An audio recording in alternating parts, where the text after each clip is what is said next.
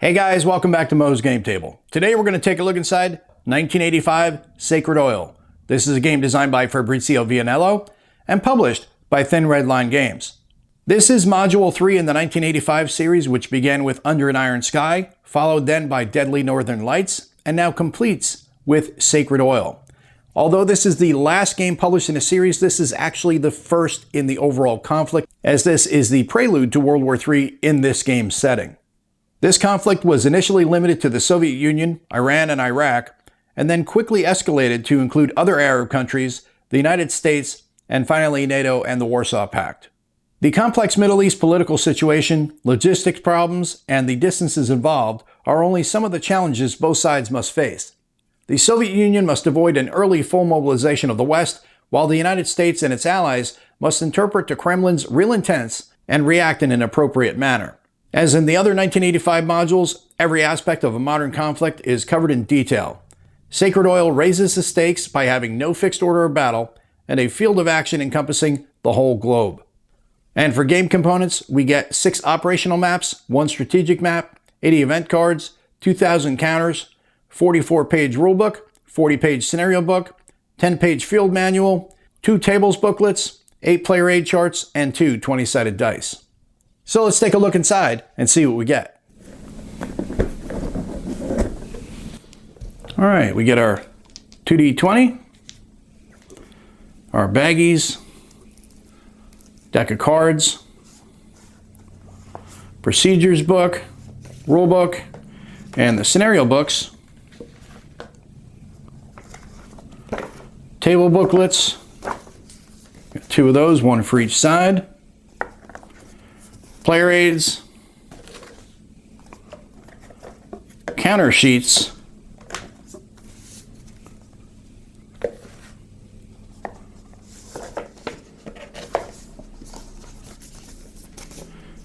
the line of communication map, and our maps. So let's set up the maps and take a closer look at the game. I've got 2 of the 6 maps out here on the table. I don't have the table space, nor do I have the focal length on the camera to be able to show you the entire campaign area. The good thing is, you're not going to need all 6 maps for, playing this game. Only when you play the campaign will you need all of them. The rest of them use like 1 to 3 maps, so you should have the table space to be able to play it. And one of the maps is the line of communication map, which we'll take a look at as we go through the other maps. But this is the southern portion of Iran, all the way through the Persian Gulf, out to the Strait of Hormuz and into the Gulf of Oman. Down south we have Saudi Arabia, Qatar, and the United Arab Emirates. And then up north will be the further section of Iran. And then you'll have Kuwait as well as Iraq, which we'll take a look at here. But just wanted to give you an idea of what this looks like. You see your megahexes spread throughout. They stand out a little bit better on the blue than they do on the desert. But notice the big difference from Under an Iron Sky. Everything seems a lot easier to read here with this color palette, which is nice. The desert colored palette, it really does stand out a little bit better than it does with Under an Iron Sky. Deadly Northern Lights was also like that as well because it was using a lighter palette. So really beautifully done maps, same as the others. They're coated, so they're going to be really nice and resilient to any type of water damage. Obviously, you don't want to spill anything when you're playing your game, but they will be resilient to getting any spills. Now we'll take a look at the rest of the maps for Iran. We've got Iran on the right-hand side and Iraq on the left-hand side. In the middle here, we have Isfahan. Then the top of the map finishes out with the northern segment of Iran into the Caspian Sea, as well as the borders of the Soviet Union. And lastly, we finish out Iraq, Kuwait, and Saudi Arabia. And the final map to look at is the lines of communication map. And this is going to be a critical map for the game. Of the 4 scenarios that come with the game, this will be used in 3. The first scenario will use this map and this map alone, and then scenarios 2 and 3 will use this map in conjunction with one of the other maps that we've already looked at. At the top, we have the movement points and modifiers track. Top right, we have the turn track, tension track, and the commitment track. And then at the bottom right, we have the legend for explaining to you all of the boxes that are out there on the map. And this is, remember, this is going to be the prelude to World War III. So this is how you're going to be moving your forces around the globe. You've got your sea transits, you've got your ground transits, as well as the different fronts that are out there. You've got these SLOCs, These big blue boxes, these are sea lines of communication. This is going to be critical for moving your supply and your forces through the different theaters. You've got supply points for NATO as well as for the Warsaw Pact. And then you've got these hexes here, and these are going to denote the entry location on the maps that your forces will come in on. Next, we'll take a look at the player aids. First is the air superiority areas. Beneath that, we have the tracks for the air superiority combat and air interception combat. Next, we have the Soviet faction naval display, the US faction naval display, Soviet faction bases, US faction bases, Iran bases, and Iraq bases. Next, we'll take a look at the charts and tables booklet. On the front, we have the units legend, which breaks down how to read all the different counters in the game. Also gives you an explanation of the unit types, unit sizes, and the special codes on each of the counters. On the opposite side, we have the terrain effects chart, which gives you a graphical representation of the different types of terrain in the game, the description, the cost for road and tactical movement, as well as effects on ground combat. And we'll flip through the inside of the book. We have multiple charts in here. I'm not going to name them all off. You can see them for what they are. Different movement cost tables, weather table, fatigue level, and naval movement allowance. Then we have the ground combat table, cadre rating change, electronic warfare, and the ground combat results, as well as disengagement results down at the bottom. On the next sheet, we have ground combat modifiers, cadre ratings, SSM chemical strikes, and then several charts for the air combat at the bottom, where we've got the air combat table, the modifiers, the results, the combat radius, and interception modifiers, as well as pilots for NATO, Warsaw Pact, and other nationalities. On the next page, we have more tables for the air component of the game, covering ground strike, SEAD, anti-aircraft, and helicopters. On the next page, we have WMD release, nuclear attack, and contamination tables, along with raid, ingress, and assault tables. And at the bottom, we have the naval component tables covering naval combat, missile defense, detection, interception, and screening. And on the final two sheets, we have the tension tables, transport costs, and the SLOC combat tables. And we'll take a look at the counter sheets that come with the game. On the first sheet, we have U.S. forces, which include both naval and ground combat forces. At the top, we see here we've got surface and subsurface forces. On the second sheet, we have the remainder of the U.S. forces, along with British, French, Turkish, and Italian forces, and some administrative counters along the bottom. On the next sheet, we have more of the Allied forces, including Saudi Arabia, the UAE, and then we have Iranian forces at the bottom. On the next sheet, we have Soviet forces, both naval and ground, including surface and subsurface. And then the remainder of the Soviet forces, along with those of Iraq. And then the last two sheets are made up of administrative counters. And there are two decks of event cards that come with the game, one for the NATO forces and one for Warsaw Pact. We're going to take a look at a couple of examples of them. At the top, you see the Warsaw Pact cards. At the bottom, we have the NATO cards. These cards are used by both sides to commit forces, make diplomatic moves, or execute special operations in the game. At the top of each card, you have the title of the card. Below that, you have three different circles. The red circle is the tension level. This is the minimum tension level that's required to use the card. And the orange circle is the tension cost. For Soviet cards, the number will be added to the total tension cost if the card is discovered. For the US, this is the number of tension points that must be expended to play the card. And the green circle is the victory cost, and this is the cost that will be paid by each side to influence victory. And at the bottom, you can see that you will be able to mobilize forces with these cards. Sometimes you'll need to roll a die to determine which forces are mobilized and where they will be located. And we'll take a look at the rules. This is a 43-page rule book. On the first page, we have the table of contents, which lists out all the rules and their associated page numbers. That carries over to the second page. Then we get to the introduction, the game equipment, and the general rules definition of terms. Then we get to the sequence of play on page 7. Then we get to land movement, covering moving ground units, lock map movement, and then moving more than one unit, ground unit modes, fatigue, effects of fatigue, road movement, rail movement, leg infantry, which is optional, zones of control, stacking, limited intelligence, ground combat, all the steps and types of ground combat you can have, because you can have standard assault, column assault, and then for Warsaw Pact, you have single echelon assault and assault from march. Then we have concentric assault bonus, combat results for assault, combat results for disengagement, retreating after combat, combat casualties, breakthroughs, advance after combat, pursuit, active defense, which is NATO only, same for core reserves, electronic warfare. Then we have fluid combat, which is optional, combat steps, and then the cadre rating. Remember, in this series, you have cadre ratings, which means you start off with one rating, but then when you get into combat, that can go up or down, which is pretty neat. I like that variability. Lines of communication, which is that lock map, which we looked at earlier. This is going to explain to you all the different parts of the lock map, how to do combat on it, supply for both NATO and Warsaw Pact and other nations. That carries on to the next page. We have supply paths, NATO supply, Warsaw Pact supply, and then other countries' supply, and then the effects of out of supply. Also detailed supply, which is an optional rule that can be used. Then we get to the front supply heads, which is for the Warsaw Pact only. Railroad regiments, which is also for Warsaw Pact. Breakdown and recombination. Artillery units.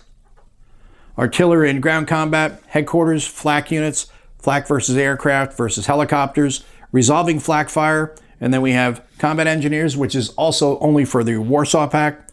Your setup, your reinforcements. Type of reinforcements, replacements. It's really detailed, as you can see. This is a pretty involved and in-depth series. You have optional weather rules, optional chemical warfare, optional nuclear warfare, strategic escalation, air war, all covered here, the components of the air aspect of the game.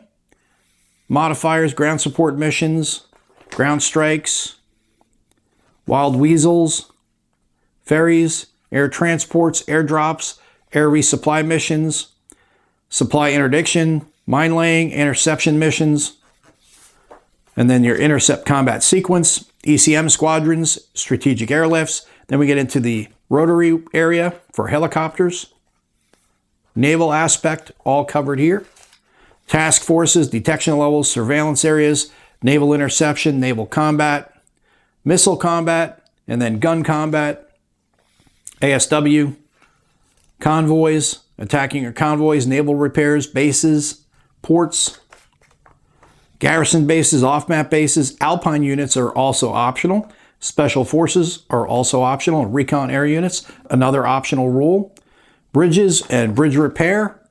And then the external events, which we looked at, the cards that talked about that, how you raise the tension levels and how you get those victory points and things like that. Tension phase, rules of engagement, war and peace, commitment level, and then the commitment 2. And then finishing out with all the way up to commitment 4. And then we are at the back of the rule book. Next, we'll take a look at the scenario book and designer's notes. This is a 39-page book. Inside of the front cover, we have the table of contents listing out all the rules and the scenarios in the game and their associated page numbers. We start off with some additional rules for international relations, the Soviet and U.S. faction and their allies, and the effects that they will have in the game. Surrender, the surrender effects, Iranian collapse and Iranian special units, Kurdistan guerrillas, Iranian replacements, Soviet plan. We have Operation Baikal and Operation Ladoga. Operation Baikal is going to be here in the Persian Gulf, and Ladoga is going to be the attack on NATO in Europe. Afghan front, sea lines of communication. Remember, we talked about that when we looked at the line of communication map. Those big rectangular boxes, those are SLOCs, the sea lines of communication. Then we have the different types of victory, and whether it's political or military. And we start off with scenario 1. And remember, I said that is played on the lock map, and that is listed there as the only map here, but you do get your faction set up for both the US and the Soviet faction, and then you have your special scenario rules. Scenario 2, Behold a Great Red Dragon. This will be played using the lock map and map I. Here is the order of battle for both sides in the scenario, along with the special scenario rules. Then we have scenario 3, and the sea gave up the dead. This will be played using portions of map P and the lock map. Then we have the US faction setup, the Soviet faction setup, and then the scenario rules. And scenario 4, this is the Whore of Babylon. This will be played using map J, K, and L, portions of those, along with M. And here is the order of battle for both factions. And then you have your special scenario rules. Then we have Campaign 1, which is going to use all the maps. That's Gog and Magog. You see the order of battle for that. And the scenario rules for Campaign 1. And then we get to the designer's notes on page 31, where Fabrizio is going to go into detail talking about his design intent behind the game.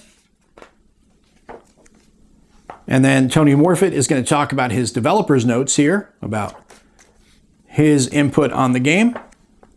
And then we have the bibliography at the back. And then we're at the back of the scenario book. And lastly, we'll take a look at the operational procedures book. This is a 15-page book.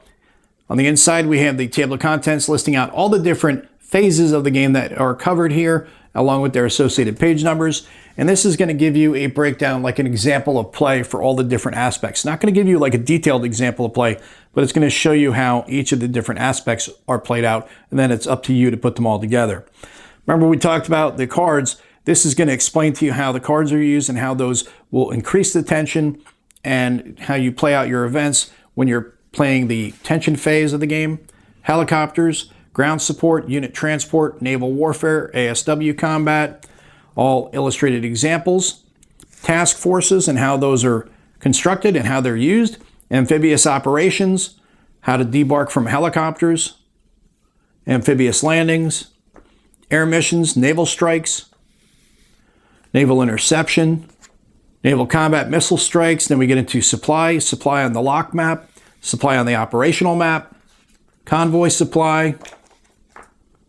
Then we get to some developer's notes from Lionel Martinez, the last couple pages, and then we are at the back of the book.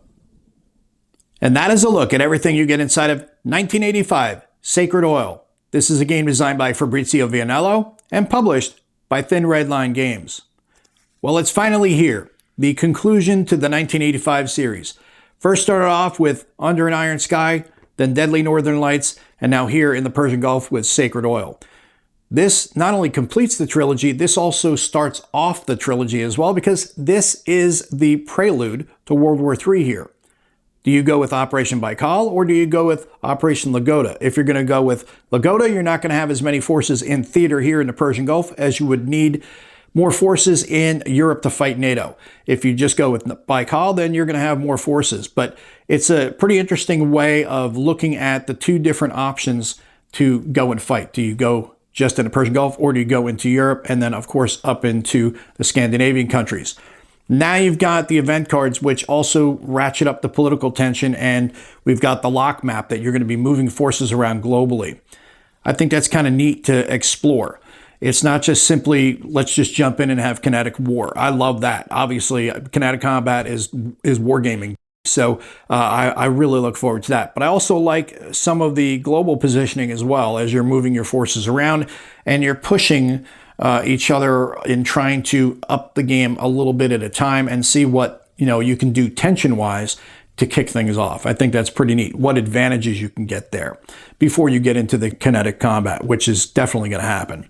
But a big congratulations to Fabrizio, Tony, and the gang. They did an amazing job with this, and they have finally got all 3 games in the big trilogy out. They're still working on the C3 series, so don't worry there. There's going to be 5 games in total for that series, but the big series here is done. And there are still some copies available, so if you have not yet placed your order, jump on it now because they're not going to last. They never do, because they do small print runs and they sell out very quickly. So there are still some available from what I understand. So get over to trlgames.com and order your copy now. Otherwise, you're going to miss out and you're going to be kicking yourself for missing out. Well, I hope that helps you guys out if you'd be curious about this one. You have any comments or questions, post them down below. Thanks for tuning in, guys. See you next time.